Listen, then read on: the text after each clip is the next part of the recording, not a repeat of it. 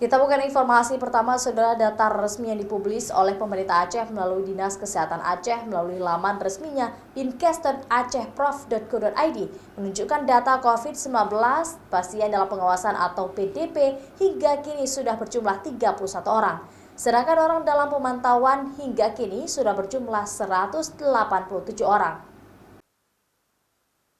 Pantauan dari laman website data COVID-19 pemerintah Aceh melalui website resmi Dinas Kesehatan Aceh di dinkes.acehprof.go.id menunjukkan adanya peningkatan jumlah data COVID-19 untuk Provinsi Aceh. Hingga tanggal 23 Maret pukul 15 waktu Indonesia Barat, jumlah pasien dalam pengawasan sudah berjumlah 31 orang. Dari data tersebut, 26 pasien dalam pengawasan sudah dipulangkan dan tinggal 5 orang lagi yang saat ini masih dalam pengawasan. Sementara itu jumlah orang dalam pemantauan atau ODP hingga saat ini berjumlah 187 orang.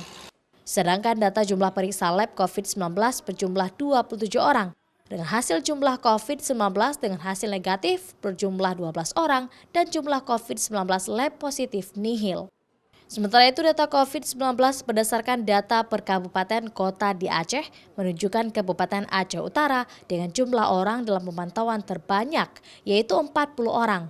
Dengan jumlah pasien dalam pengawasan berjumlah 1 orang, Kabupaten Aceh Timur dengan ODP berjumlah 39 orang, Aceh Tamiang ODP berjumlah 24 orang, dan Banda Aceh dengan jumlah ODP sebanyak 19 orang, dan 4 orang saat ini berstatus pasien dalam pengawasan.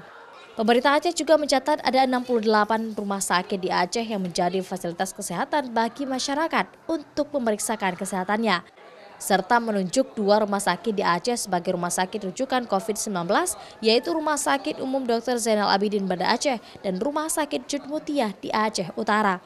Data resmi terkait perkembangan terbaru kasus virus corona atau COVID-19 dipublish oleh Dinas Kesehatan Aceh secara real time setiap harinya di laman resmi web Dinas Kesehatan Aceh di dinkes.acehprof.go.id. Mustajab, Kompas TV, Banda Aceh.